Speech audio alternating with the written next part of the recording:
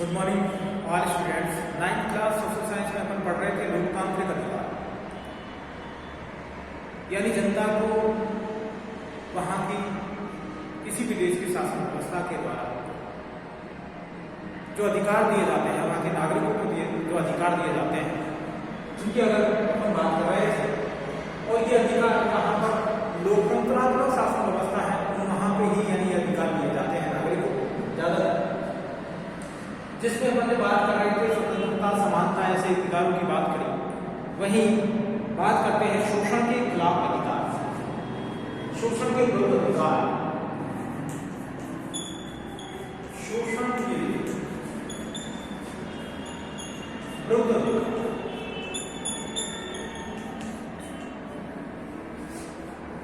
इनका जो उल्लेख है भारतीय संविधान में अनुच्छेद 23 और 24 में किया गया।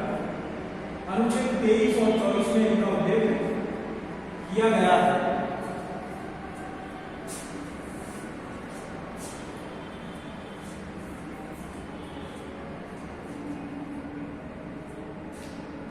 स्वतंत्रता और बराबरी का अधिकार मिल जाने के बाद स्वाभाविक है कि नागरिकों को यह अधिकार भी दिए हों कि कोई उनका शोषण न करे। कभी कभार होता क्या है, जैसे देखें समानता के रूप में अधिकार दिया गया है, लेकिन किसी वर्ग जो शक्तिशाली वर्ग है, बहुसंख्यक रूप में है, तो किसी अल्पसंख्यक या लोगों के खिलाफ यानी एक तरह से वो उनका शोषण शुरू कर देते हैं, या अल्पसंख्यकों के द्वारा बहुसंख्यक रूप में। हमारे संविधान निर्माताओं ने इसे भी संविधान में लिखित रूप में दर्ज करने का फैसला किया, यानी कोई भी वर्ग किसी वर्ग दूसरे वर्ग का, दूसरे समुदाय का किसी भी रूप में शोषण नहीं करेगा, किसी व्यक्ति का शोषण नहीं किया जाएगा, ताकि कमजोर वर्गों का शोषण न हो सके, उनको वो यानी अपने अधिकारों का वो लाभ उठा सके। संविधान ने खास तौर पर 3 बुराइयों का जिक्र किया है, इन्हें गैर कानूनी घोषित किया है। अगर ऐसा देखा जाता है तो उन्हें यानी एक तरह से न्यायालय के द्वारा दंडित किया जाता है। ऐसे यानी कठोरतम कानून बनाए गए हैं शोषण के विरुद्ध अधिकार में। पहला, संविधान मनुष्य जाति के अवैध व्यापार का निषेध करता है। पहले जैसे मानव की खरीद फरोख्त की जाती थी, मानव व्यापार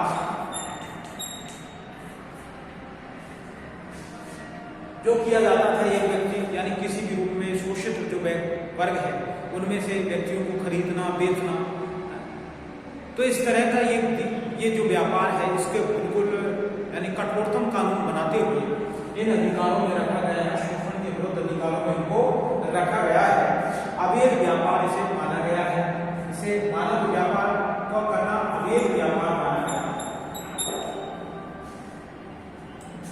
आमतौर पर ऐसे धंधे का शिकार ज्यादातर महिलाएं होती हैं, यानी इसमें महिलाओं की ज्यादा खरीद फरोख्त की जाती है, यानी इसमें महिलाओं का ज्यादा महिलाएं यानी ज्यादा बेची खरीदी जाती है। इस आधार पर ये क्या है, एक इसे शोषण के विरुद्ध अधिकारों में पाया है, और ऐसा अगर कोई व्यक्ति पाया जाता है तो उसे यानी एक तरह से कठोरतम कारावास की सजा होती है, यानी कठोर दंड दिया जाता है भारतीय कानून के अनुसार।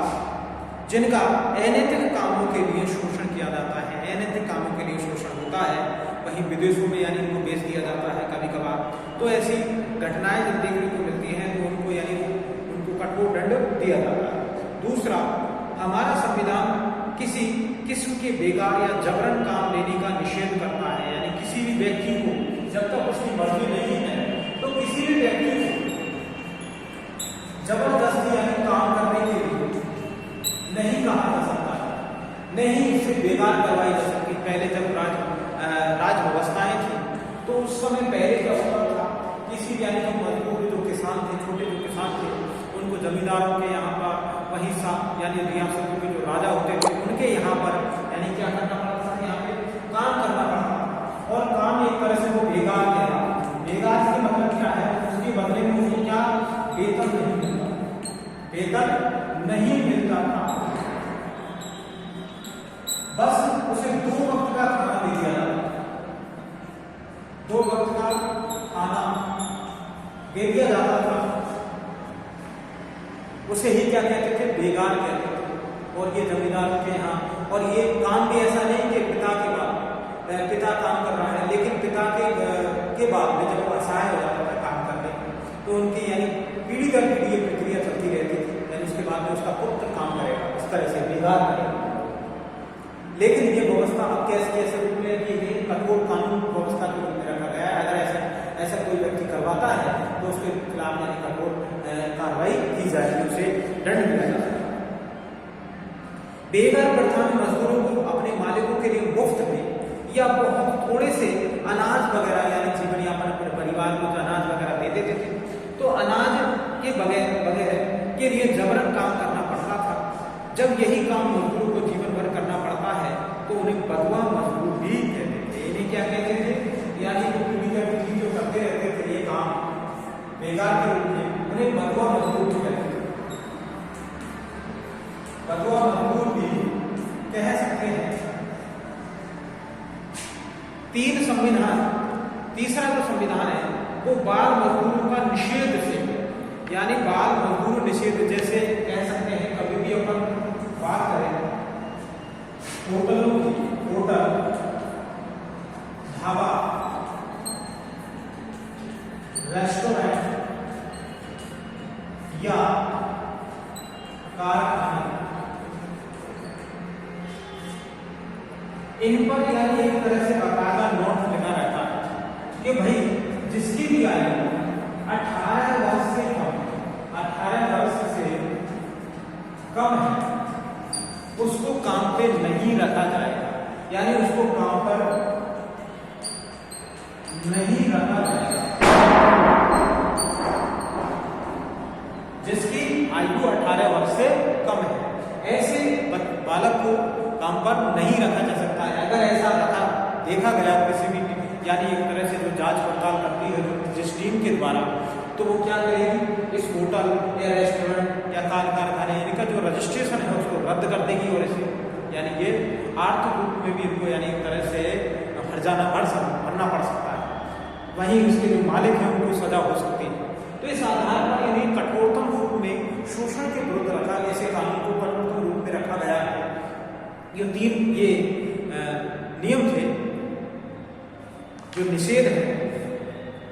जिस कारखाने या खादान जो बहुत ही मशीनों की बात करें या खान वगैरह की बात करें, रेलवे और बंदरगाह है, समुद्री जो बंदरगाह है, जैसे खतरनाक काम कोई भी 14 वर्ष से कम उम्र के बालकों से नहीं करा सकता है। इसी को आधार बनाकर बाल मजदूरी रोकने के लिए अनेक कानून बनाए गए हैं। इसमें 14 वर्ष लेकिन 18 वर्ष से कम आयु के जो बालक हैं उनको यानी काम पर नहीं रखा जा सकता है। इसमें बीड़ी बनाने, वही पटाखे बनाने और दिया सलाई बनाने, प्रिंटिंग, रंग रोगन जैसे कामों में बाल मजदूरी रोकने के कानून शामिल हैं, क्योंकि ये उम्र क्या होती है, एक तरह से शिक्षा के लिए ये उम्र होती है।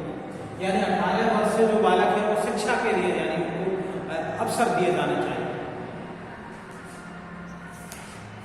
वही बात करते हैं धार्मिक स्वतंत्रता का अधिकार, यानी बात करें भारत क्या है, भारत धर्मनिरपेक्ष राज्य, धर्मनिरपेक्ष राज्य है भारत में यानी कोई राष्ट्रीय धर्म नहीं है, सभी धर्म समान है, सभी धर्मों का पालन एक तरह से आदर सत्कार किया जाता है। कोई भी राष्ट्र का एक धर्म नहीं है। इसे ही ऐसे ही देश को क्या कह सकते हैं, धर्मनिरपेक्ष राष्ट्र की उपमा दे सकते हैं। स्वतंत्रता के अधिकार में धार्मिक स्वतंत्रता का अधिकार भी शामिल है, यानी कोई भी व्यक्ति किसी भी धर्म संस्कृति को मान सकता है, उसको यानी किसी भी रूप में प्रतिबंधित नहीं किया गया है। इस मामले में भी हमारे संविधान निर्माता खासतौर से चौकस थे और उन्होंने इस स्वतंत्रता को स्पष्ट करने में अलग दर्जा दिया है। आप अध्याय 2 में पढ़ चुके होंगे कि भारत एक धर्मनिरपेक्ष राष्ट्र है, आपने पहले पढ़ा था, और विश्व के अन्य देशों के साथ भारत के अधिकांश लोग अलग अलग धर्म को मानते हैं, यानी भारत में बहुत ही धर्म संप्रदाय के लोग रहते हैं, यानी एक तरह से कह सकते हैं हिंदू है, मुस्लिम है, सिख है, पारसी है, ईसाई है और अन्य धर्म के लोग भी हैं। कुछ लोग किसी भी धर्म को नहीं मानते हैं, यानी उन्हें एक तरह से नास्तिक कह सकते हैं। धर्मनिरपेक्षता इस सोच पर भी आधार है कि शासन का काम व्यक्तियों के बीच के मामले को ही देखना है, यानी ऐसा नहीं है कि कोई किसी भी धर्म को नहीं मानता है तो उसको दबाव डाला जाए कि भाई तुम इस धर्म को तो मान। तो इस तरह से यानी आपको किसी भी धर्म को मानने को अधिकार दिया गया है, इच्छुक है, व्यक्ति और ईश्वर के बीच के मामले को नहीं, यानी राज्य इसमें किसी भी रूप में दखलंदाजी नहीं कर सकता है। राष्ट्र धर्म एक शासन वह है जहां किसी भी धर्म को आधिकारिक धर्म की मान्यता नहीं होती है, यानी राष्ट्र का कोई एक धर्म नहीं होता है। भारतीय संविधान में सभी धर्मों के प्रति समान शासन का स्वभाव रखना शामिल है, यानी सभी धर्मों का आदर सत्कार किया जाता है। भारत में धर्म के मामले में शासन को सभी धर्मों के उदासीन और निरपेक्ष होना चाहिए, यानी अन्य धर्मों का भी अपन एक तरह से आदर सत्कार करें, उसे कह सकते हैं सहिष्णुता। या कह सकते हैं एक व्यक्ति किसी हिंदू धर्म से है और वो अन्य धर्मों का एक तरह से आदर सत्कार करता है, यानी अपने धर्म की पालना कर रहा है लेकिन अन्य धर्म का आदर सत्कार करता है, तो उसे कह सकते हैं सहिष्णुता। यानी दूसरे धर्म को भी अपन को एक भारत का ऐसा ही, यानी एक तरह से भारत की संस्कृति और सभ्यता है। हर किसी को अपना धर्म मानने, उस पर आचरण करने, उसका प्रचार करने का अधिकार दिया गया है भारत में। हर धार्मिक समूह या पंथ को अपने धार्मिक कामकाज का प्रबंधन करने की आजादी है, किसी भी रूप में यज्ञ हवन करना हिंदू रीति रिवाज में जो करते हैं, तो इस आधार पर सबको ये आजादी दी गई है, सभी धर्मों को ये आजादी है। पर अपने धर्म का प्रचार करने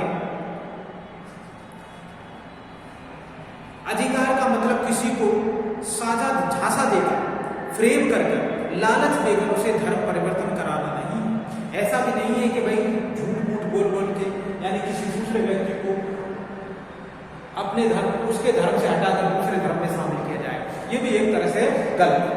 निसंदेह व्यक्ति को अपनी इच्छा से धर्म परिवर्तन करने की आजादी है। अगर उसके आत्मिक रूप से वो ऐसा महसूस करे कि भाई मुझे धर्म परिवर्तन करना है, तो वो कर सकता है, किसी बाहरी रूप में उस पर दबाव नहीं डाला जा सकता है। ये कानूनन अपराध है। अपना धर्म मानने और उसके अनुसार आचरण करना, ये भी एक यह अर्थ भी नहीं है कि व्यक्ति अपने मन के अनुसार जो चाहे कर सके। जैसे कोई आदमी देवता या कथित अदृश्य शक्तियों को संतुष्ट करने के लिए नर बलि या पशु बलि नहीं दे सकता है, यानी ऐसा भी नहीं है कि उसको मन मर्जी इतनी दे दी कि वो पशु बलि दे, नर बलि दे। पहले होता था ना मंदिरों में, देवी के जो मंदिर होते थे उनमें जैसे बहुत सारे बलि दी जाती थी, पशुओं की बलि दी जाती थी, जिनमें गाय का बछड़ा वगैरह, वहीं भैंस का, वहीं बकरे वगैरह की से बात करें तो इस तरह की पशु बलियों पर भी पूरी तरह से निषेध कर दिया गया है, कानूनन अपराध के तौर पर है। औरतों को कमतर यानी कम मानते हुए या औरतों की आज़ादी का हनन करने वाले धार्मिक रीति रिवाजों पर आचरण करने की अनुमति नहीं है। यानी कैसे ऐसे बहुत सारे ऐसे धर्म हैं, जैसे भारत में भी बात करें, हिंदू धर्म की बात करें या मुस्लिम धर्म की बात करें, तो महिलाओं को इतने यानी एक तरह से कमतर समझते हुए, यानी उनको कम अधिकार देते हुए, यानी एक तरह से रीति रिवाजों में इतनी प्राथमिकता निम्न समझा जाता है पुरुषों के बजाय, तो ये इस तरह से भी ये अनुचित है। ये भी एक तरह से गैर कानूनी माना गया है। जैसे कोई जबरदस्ती किसी विधवा का मुंडन नहीं करा सकता है, या उसे सती करने के लिए नहीं कह सकता है, सती होने के लिए, और उसे सफेद कपड़े पहनने के लिए मजबूर नहीं कर सकता है। उसका स्वाभाविक रूप से वो जो चाहे यानी कर सकती है, यानी एक तरह से पहने तो पहने या नहीं पहने। तो धार्मिक शासन का मतलब किसी एक धर्म या पक्ष लेने या उसे विशेष अधिकार देने भी नहीं है। यानी ऐसा भी नहीं है कि किसी एक राष्ट्र को विशेष अधिकार दे दिए गए राष्ट्र के द्वारा, ऐसा भी नहीं है। ना ही ऐसा शासन किसी व्यक्ति को उसकी धार्मिक मान्यताओं के कारण सजा दे सकता है। यानी कोई भी धार्मिक जो कार्य करता है तो उसको यानी ऐसा भी नहीं रोक सकता है राज्य, उसके साथ भेदभाव कर सकता है इस रूप में, यानी किसी भी रूप में भेदभाव भी नहीं कर सकता। इस प्रकार सरकार किसी धार्मिक या धार्मिक संस्था को बढ़ावा देने, उसे रखरखाव के लिए, कर देने के लिए किसी व्यक्ति को मजबूर भी नहीं कर सकती है, यानी उन पे कर लाते। तो भारत में बात करें, धार्मिक रूप में कर नहीं लिया जाता है, नहीं शिक्षा कर एक तरह से कर लिया जाता है। सरकारी शैक्षणिक संस्थानों में किसी किस्म का धार्मिक निर्देश नहीं होना चाहिए, यानी दबाव के रूप में। अगर किसी शैक्षणिक संस्थान का संचालन कोई निजी संस्था करती है तो वहां से किसी भी व्यक्ति को प्रार्थना में हिस्सा लेने या किसी धार्मिक निर्देश का पालन करने के लिए मजबूर नहीं किया जा सकता है। ऐसी व्यवस्था को क्या कह सकते हैं? धर्म निरपेक्षता कहा जा सकता है, पंथ निरपेक्षता कहा जा सकता है, जिसे भारतीय संविधान में भी, भारत की प्रस्तावना